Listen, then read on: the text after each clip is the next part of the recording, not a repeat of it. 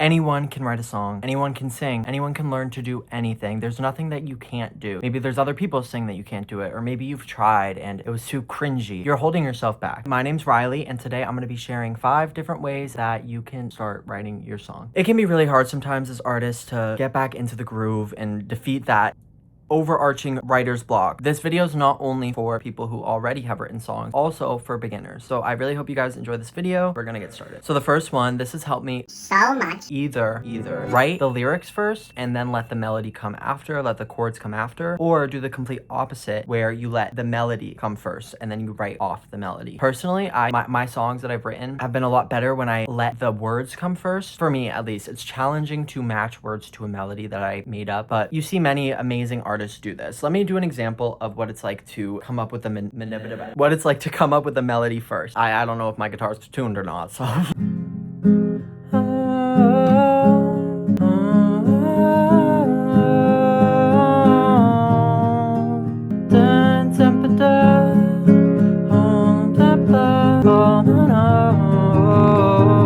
so you just come up with a random gibberish sentence and kind of flow with that and see what you get. I recommend using voice memos or some sort of voice recording software to just get these ideas down, these melodies, so you can remember them. I forget melodies that I've written like 2 seconds later. That's because of my ADHD. I don't know if that happens to other people as often. But you don't need an instrument to do any of this. You don't need a piano. You don't need a guitar to do any of this. Write songs for fun. That's another thing I will say. Write songs because you truly want to. That's what will get the momentum going. I've been writing songs since I was 15, 16, even younger, and I use it as a stress response.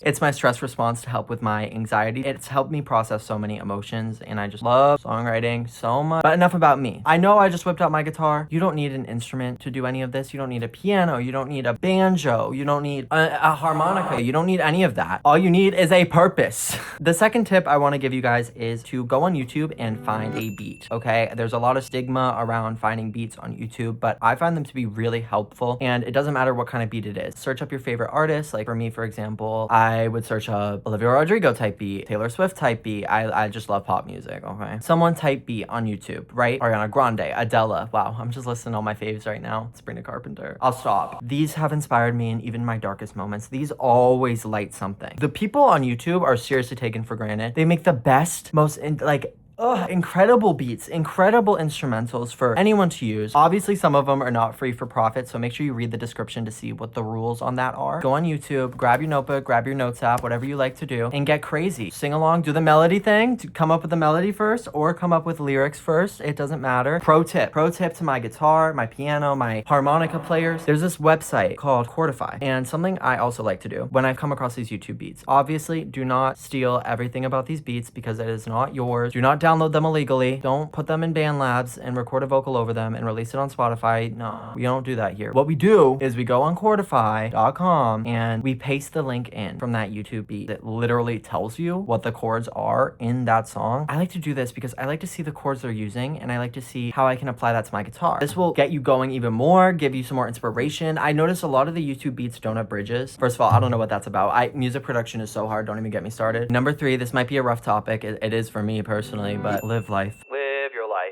Many artists struggle with this. I'm personally one of these people. My room speaks to me in a way that no other space does. I don't like to go outside. Live life. Have social encounters. Go out with friends. That sort of thing. I didn't know what this meant until I spent my first semester at college, and I had a thing with this guy, ended up in flames. You've all heard the story before. After that, I wrote some songs that I really liked. Even in that fog, in that haze of that relationship I just needed to get home to my piano, my guitar, something. So what I would do is I would go on YouTube and I would find beats, and I would put my headphones on and I would just write on my little notes app. Even then, there was still so much I had left to say. So when I finally ended up coming home, I came up with my favorite songs I think I've ever written. No, I'm not telling you to go get your heart broken. That's not what I'm saying. I'm saying go out, go to the supermarket, buy some food, which leads me to number 4, kind of the complete opposite of this. If you have trouble with that, well, let me tell you. Write a story. Make up the characters, make up relationship arcs, kind of like Folklore, you know what I mean, by Taylor Swift. It's the complete opposite of Live Your Life, but it does have some heart into it because you're making these characters, you're coming up with the ideas in your head. I know Conan Gray did this. Also with his music, he would come up with stories in his head. He wouldn't be living these experiences, but he could clearly picture himself there. I'm still trying to learn it myself. I'm not saying write character boards, character graphs. I mean, if you want to, go ahead. When you have an idea of a story in mind, I play The Sims 4. I don't know if anyone else, this is so niche.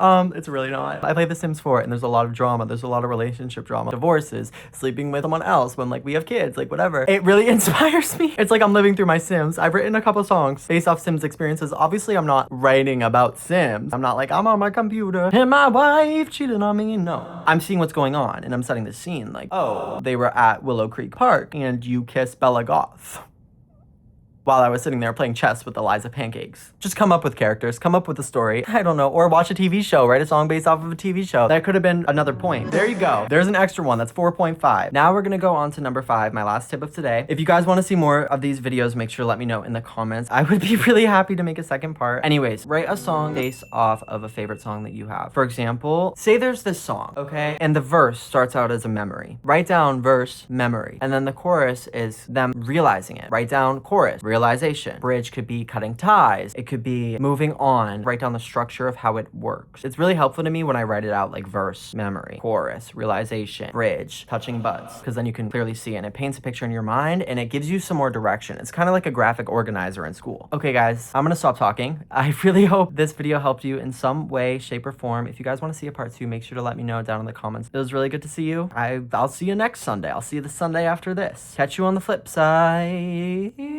Catch you on the flip. Catch you on the flip side. Catch you on the flip. Catch you on the flip side. I need to take a nap.